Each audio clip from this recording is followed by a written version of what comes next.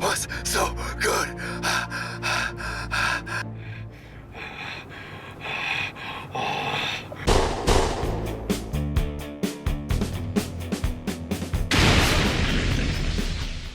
So Batman's been gone for 8 years, and Bane comes in to wage war on Gotham City. Now this is the third movie in Nolan's Batman trilogy, and let me be the first to say, I held this movie to the highest standard possible. If this movie wasn't good, I was going to be the first one to say it. You know what, if this movie was bad, I probably would have gave up on life, and then I would have... And Christopher Nolan, with Batman Begins, gave me the Batman that I've always wanted, but I never knew I needed.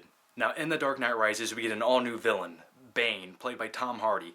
And a lot of people didn't know what to think about Tom Hardy at first. Oh, he's too small. Oh, it's going to be mini Bane. But in the movie, Bane doesn't come across small. He comes across as menacing, violent, and powerful. They made 5'10" Tom Hardy seem like he was 6'5" and weighed 300 pounds in this movie. Why didn't you just kill me? Your punishment must be more severe. And Bane's voice in this movie, it chills your spine to hear it. It just sounds like, okay, yes, I'm going to listen to you. I'll do whatever you say. Just please don't snap my neck. And finally, Batman met his match physically and mentally.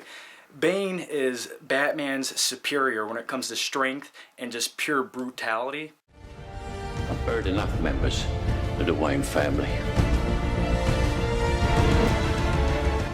And let's talk about Anne Hathaway's Catwoman. Now, another choice not too many people were happy with, and you know, I've always kind of been behind the decision. I thought Anne Hathaway was sexy, she had the acting chops, but a lot of people said she was too innocent, and they couldn't buy into her playing, you know, the very sexy and seductive Catwoman. And she really steals a lot of the scenes in the movie, not only because they're funny, but she really does come across as this very sexy feline-like feline. Yeah, her name's Catwoman, so I guess that makes sense. I mean, she's not just standing around, you know, looking sexy, licking her palms and drinking milk, even though that's what I'd like her to do. My mother warned me about getting into cars with strange men.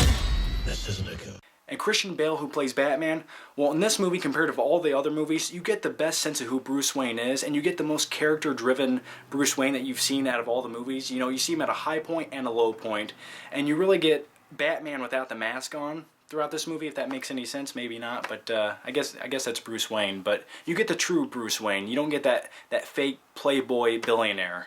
Now, in the movie, there's one big epic fight scene between Batman and Bane. You guys have seen little clips of it in the trailer.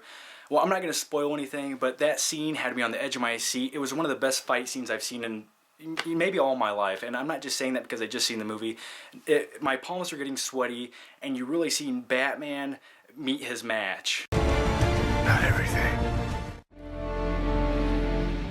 Yeah, just to sum it up, Bane was a badass, and you know what? There's a lot of character to him, and there's also a lot of backstory you get with Bane. He's not just some guy who shows up. Now, the runtime of this movie is about 2 hours and 45 minutes. But in those 2 hours and 45 minutes, I felt like I got a 6-hour movie. With everything that they threw at you, you really got a fulfilling story at the end, and it didn't feel like a long, bloated, dragged out story. It felt like it was just perfect. But compared to the other two Batman films by Nolan, this movie felt so bleak and dark, and it really made Batman the underdog for the first time. You know, even in the other two movies, when you thought, you know, the bad guy had the best of Batman, compared to this movie, it was nothing. You know, Batman is at his lowest point ever.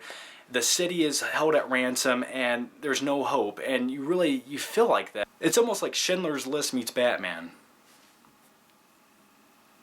Kinda? No? Alright. Now let me mention another one of my favorite movies, The Shawshank Redemption.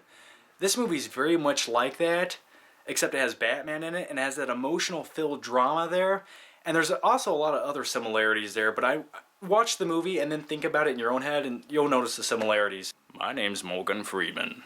The sisters never laid another hand on Batman that day. Okay, that was a Shawshank Redemption reference, I'm sorry. But anyways, this was one of the most enjoying, thrilling theater experiences I've ever had in my life, and I really do mean that. I was on the edge of my seat the whole time. I couldn't get enough of this movie. And some of the lines in this movie, I mean, it just sent chills down my body. Some of the one-liners the characters say in this movie, you know, especially Bane and Batman. You've given them everything. Not everything. Not yet. So this epic conclusion by Christopher Nolan, it didn't leave any unanswered questions, and I was extremely fulfilled by the end of the movie. You know, to be honest, like I said before, I held this movie up on a pedestal, and this movie exceeded my expectation. which I didn't think was possible. And as usual, Christopher Nolan throws a lot of twists and turns into the movie's plot. That way you don't feel like you're just watching some kind of linear movie, you know. As the movie progresses, you learn more and more about each character, and I guess it's called character development. And thank you, Christopher Nolan. That's what a good director should do. So thank you, sir. He's not over there. I'm actually talking to a closet. So I have to give The Dark Knight Rises an A+. You know, I was thinking about it, and George Clooney, actually not that bad as Batman. This epic conclusion wasn't the one that we needed. It was the one that we deserved. If you didn't like this movie, you have my permission to die. I'm just kidding, you don't have to die, but it really was a good movie.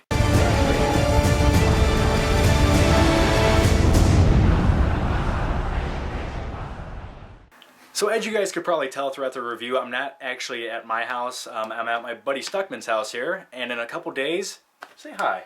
Hi. There he is. How's everybody over the Flick Pick channel?